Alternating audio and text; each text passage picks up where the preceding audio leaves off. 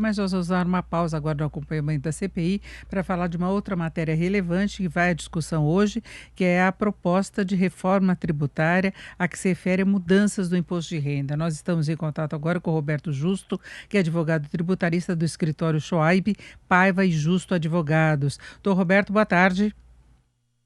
Boa tarde, Denise. Prazer estar com vocês aqui.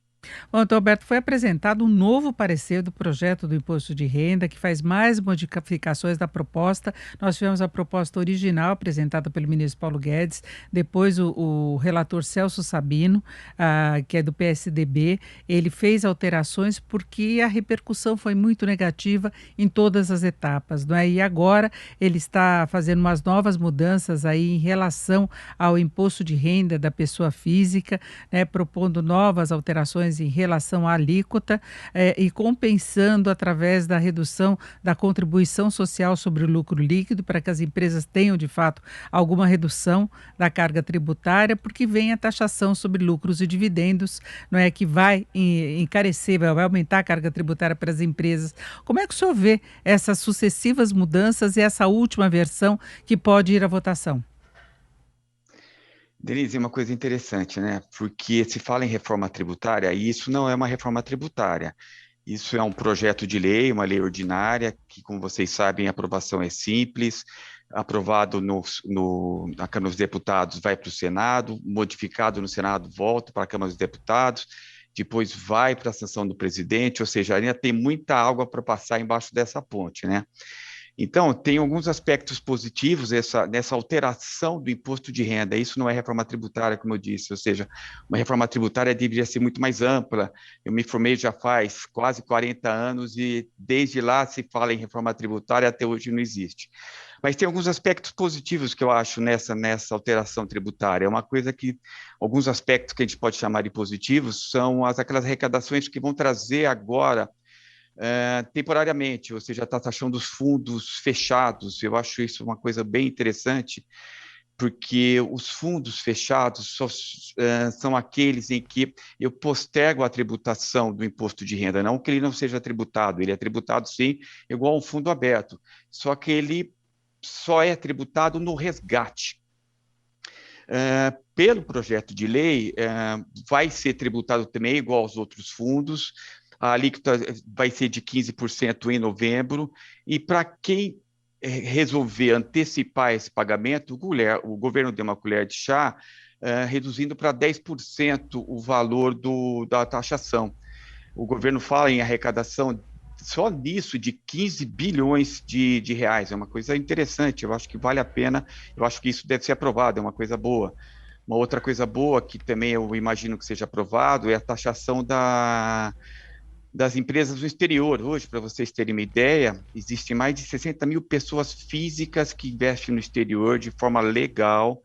O montante que se tem desses investimentos somam mais ou menos 180 bilhões de reais. É muita coisa. E a maioria dessas pessoas que investem fora investem através de empresas no exterior declaradas, tanto Banco Central como Imposto de Renda. A estimativa de arrecadação, porque o governo também disse, olha, quem quiser pagar antecipado todo o lucro acumulado e atualizar esses bens, pode se valer de uma taxação de 6% a ser paga em abril. Isso, em tese, segundo os cálculos do governo, vai trazer uma arrecadação extra de 18 bilhões de reais. Outra coisa boa e interessante também é a atualização das pessoas físicas dos imóveis que estão defasados no imposto de renda. Se realmente tiver muito defasado e a pessoa física quiser colocar a valor de mercado esses bens imóveis, seria taxado a um percentual de 4%, a ser pago também em abril, e o governo estima uma arrecadação de 1 bilhão. Então, dentro desse pacote todo, existem coisas boas. Eu trouxe três coisas interessantes que eu imagino que vai ser aprovado. Com relação, aí sim, à parte do imposto de renda da pessoa jurídica, da alíquota de 15%, baixando para 7,5%, eventualmente para 5% em 2023, isso fica muito subjetivo e faz com que as empresas não tenham a capacidade de discernir, porque no projeto se fala, olha, vamos reduzir para 5% se a arrecadação, na ocasião, continuar compatível com os níveis atuais, mais ou menos desse jeito. Ou seja, faz com que o empresariado fique sem saber o que fazer. É muito mais fácil, como você acabou de falar, Denise, mexer na contribuição social, porque a contribuição social, a arrecadação vai direto para o governo, não vai para os estados, para os municípios, e, ou seja, abaixaria hoje uma tributação que é de 9% para um percentual menor e não mexeria tanto no imposto de renda, não ficaria muito essa briga entre os estados, municípios e a própria União. Em princípio, a alíquota do imposto de renda da pessoa jurídica em 2023 ficaria em 15,5%. Se essa proposta for aprovada, tem um recuo de 9,5 pontos percentuais entre 2022 e 2023, não é? Antes, no parecer preliminar, o relator previa uma queda de 12,5 pontos percentuais nesse período, 10 pontos em 2022 e mais 2,5 em 2023, vinculado exatamente a essa questão do nível de arrecadação, que era uma tentativa de agradar estados que temem uma perda aí com uma redução do bolo arrecadatório, que depois é redistribuído, né?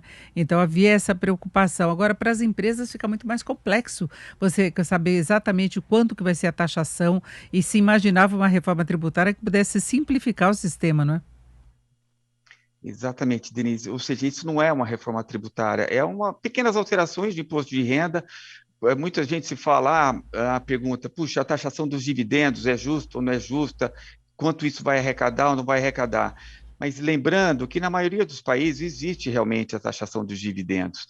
Uma vez me perguntaram, puxa, isso vai afetar a Bolsa? E a resposta que eu digo é o seguinte, puxa, a taxação nos Estados Unidos sobre dividendos vem toda a vida. Isso não afeta a Bolsa Americana. Ou seja, acho que isso não é um argumento para dizer que a taxação dos dividendos é ruim. Eu acho que ideia, como você falou no começo, eu acho que isso deve vir, talvez com uma alíquota menor, porque olha só que interessante, Denise, hoje o juros sobre capital próprio, que nada mais é que uma dedução para as empresas pagar para os acionistas uma remuneração vinculada ao juros sobre capital próprio, a taxação é 15%. O dividendo, se aprovado do jeito que está, é 20%. Então, mesmo não sendo dedutível conforme o projeto, seria mais interessante para a pessoa física acionista pagar juros sobre capital próprio, que a alíquota é 15%, do que a taxação de dividendos, que é 20%. Então, eu acho que eles têm que refletir isso também nessa tramitação que vai da Câmara dos Deputados para o Senado e eventualmente volte até a sanção. Agora, Roberto Justo, nós tivemos várias entidades fazendo as contas, ainda com base daquela previsão original, mas na verdade a mudança agora na contribuição sobre o lucro líquido seria para compensar a queda menor do imposto de renda, né? E nas estimativas, por exemplo, da CNI, haveria um aumento da carga tributária. Nessa questão dos lucros e dividendos, da forma como está sendo aplicada, vai haver uma redefinição dos valores das ações, do quanto que os investidores podem esperar de retorno das empresas, uma reprecificação com base nessa taxação.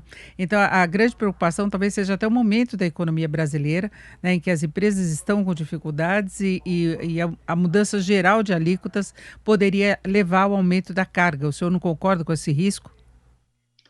Concordo, Denise, e uma coisa também que eles deveriam pensar bastante, os nossos congressistas, puxa, vai taxar os dividendos? Vai, mas pelo projeto se taxa a partir dos lucros já apurados agora, ou seja, não faz sentido isso, ou seja, o empresário, eu vou chegar no final do ano, eu não vou ter lucro, cash para pagar no meu caixa, eu vou pegar um empréstimo para pagar esse ano, porque esse ano ainda é isento. Olha só que loucura, ou seja, eu vou ter que distribuir todos os meus dividendos em 2020, porque se eu deixar para 2021, eu vou ser taxado. Então, o ideal é que se for fazer a taxação dos dividendos, e aí uma coisa que você mencionou, puxa, mas eu não sei, sinceramente, qual vai ser o nível de arrecadação que isso vai trazer, porque o empresariado, nós prestadores de serviços, vamos pensar duas vezes antes de distribuir dividendo, ou seja, será que isso vai compensar a redução de alíquota? Então, uma coisa que tem que ser feita vai taxar os dividendos? Vai, mas a partir dos lucros gerados em 2022, não já gerados em 2021. Porque Essa essa mudança toda, Denise, hoje a gente não sabe para onde vai se dar, qual nível de arrecadação vai se dar. Hoje a arrecadação brasileira é muito boa, por incrível que pareça, né? É, se fala até do risco de o governo acabar perdendo a arrecadação, mas o senhor citou vários exemplos em que ele vai ter esse reforço de caixa aí através de outras mudanças. Agora, chama atenção a pressa na aprovação ou discussão de um tema que é tão importante, tão relevante, que tem causado tanta apreensão, não é? Se imaginar que uma proposta que foi apresentada com uma nova versão ontem à noite possa ser votada hoje pela Câmara. Quem teve tempo de analisar da forma adequada?